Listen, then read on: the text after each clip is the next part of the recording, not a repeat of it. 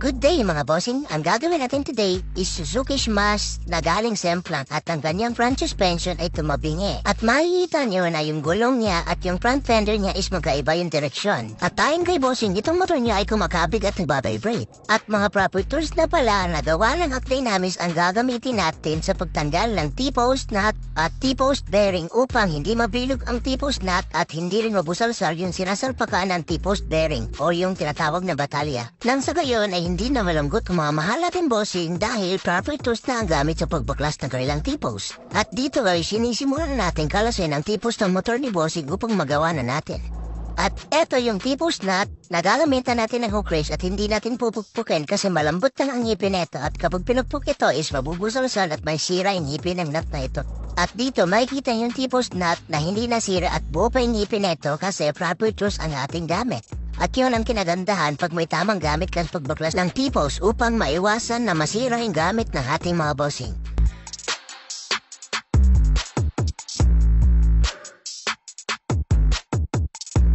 At dito ay nakita natin na may tama na yung ball wrench ni bossing kaya papalitan natin ito ng bago. At etong impact tools naman ang gagamitin natin sa pagtanggal sa bahay ng bearing dito sa batalya ni bossing upang diretso ang pagkakabunot neto at hindi ito mabingi na pwedeng mag-custom pagkalwag ng salpakan o lapatan ng bearing na maaaring maging malaking problema o malaking abala sa ating mga bossing dahil ito ay parte na ng chassis ng motor. At makikita niya naman kung gaano lang kadali ang pagtanggal ng bearing dito sa may batalya kumpara doon sa pinupukpok lamang. Kumbaga safe na, mabilis pa. At dito ay kinakalas na natin ang kanyang inner tube upang mapaikot natin at makita natin kung may alon ba o wala. Hindi kasi pwedeng hindi tanggalin yung inner tube sa outer tube kasi pag sipat-sipat lang hindi mo talaga makikita kung may tama ba yung inner tube or wala. And then itong way ng pag-check namin ng inner tube is most accurate kasi walang daya at makikita nyo pag binaikot yung telescopic pag may tama kasi halo nito. At pag wala naman is smooth yung ikot niya. At dito ay makikita natin na may tama yung dalawang telescopic niya kaya ihalin na natin to gamit ng hydraulic press at hindi ito pinupukpok.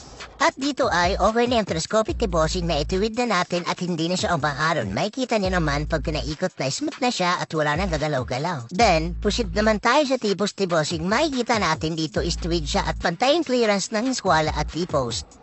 Gilid sa kaharap, sinukat natin ito para malaman natin kung may tama or wala. So far, wala naman tayo nakita kaya pushit naman tayo sa butterfly ni bossing. So dito is may nakita tayong disalignment na malikit sa kanyang butterfly. Nakaanat yung isa at yung isa ay nakababa. Kaya, i-correct din natin to gamit ang hydraulic press.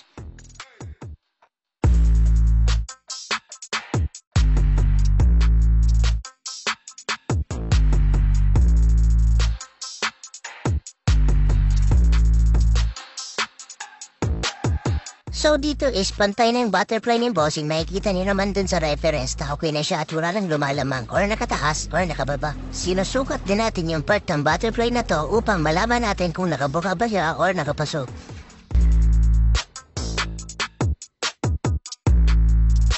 And pag nag-align pala kami ng shock is nire-repack na namin to kasi hindi pwedeng ibalik yung dating langis lalo na't maitim na at ito ay bawas na kaya napalitan na natin langis upang maging smooth as standard na yung play niya.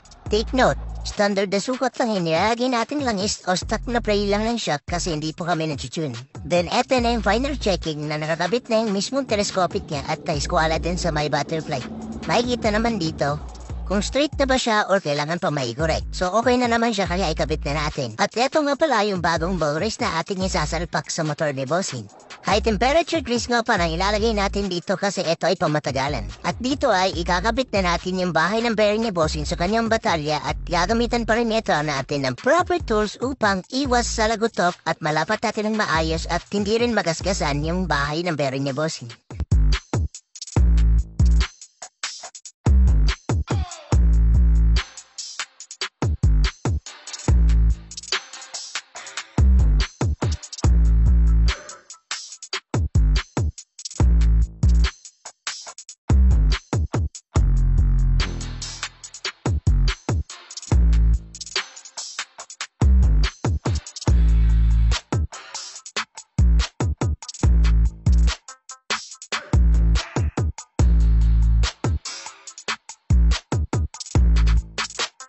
At dito ay nalapat na lang natin na maayos yung bearing ni bossing at makikita niyo yung clearance na pantay. At yan ang advantage pag may proper tools at hindi yung mamartilyuin lang.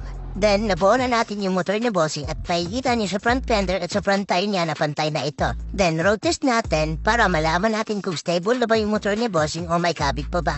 Para kung may need pa i-correct is mag-correct na natin bago natin ipa-road test sa ating mahal na customer. So dito is all goods na naman kaya pinatest na natin sa ating customer at naglawas nga ito. At dito nga ay, ito ang kanyang sinabi. Kamusta na yung motor mo, boss? Okay na, nawala na yung babig, tsaka ano na siya, hindi na nag-vibrate. Sige, thank you. Shoutout kay bossing, napakabait na customer. At etong mga proper tools na to pala is sariling gawa na natin namis upang mas maingatan namin ang inyong mga motor. At pwede palang gamitin itong mga tools na to sa Honda, Suzuki, Yamaha, Motard, or big bikes. Any kinds of motorcycles pwede itong gamit. That's all. God bless sa inyo lahat mga bossing. Ingat! Nagpa-powder coat din ng Dinamis sa mga mugs ng mga kotse. I-curing yan sa oven. Gumagawa rin tayo ng mga powder coating para sa mga motor. At iba-ibang mga klaseng mga motor. So, makikita nyo, sobrang kinis at solido ang gawa.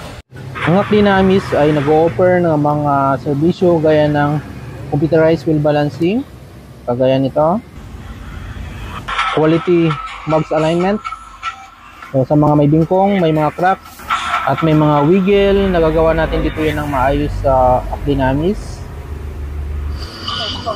Front suspension repair and alignment, so nagawa din natin ng maayos yan. Inner tube tsaka outer tube ng mga inverted shocks. Sa mga tipos and butterfly alignment para sa mga scooters, underbone, sa mga big bike, nagagawa po natin yan dito sa Dinamis na maayos. Sa chassis alignment, ang Dinamis ang kauna-unahang gumagamit ng machine sa pag-align ng mga chassis. Dito lang yan sa Dinamis, the Max Doctor Total Crash Solution. So, like and share sa mga kaibigan na naghanap ng aming mga serbisyo dito sa Dinamis. Pwede kayong tumawag or mag-text dito sa aming number. So, madali siyang makontak. Ito yung aming lugar, madali siyang mahanap sa Waze or sa Google Map.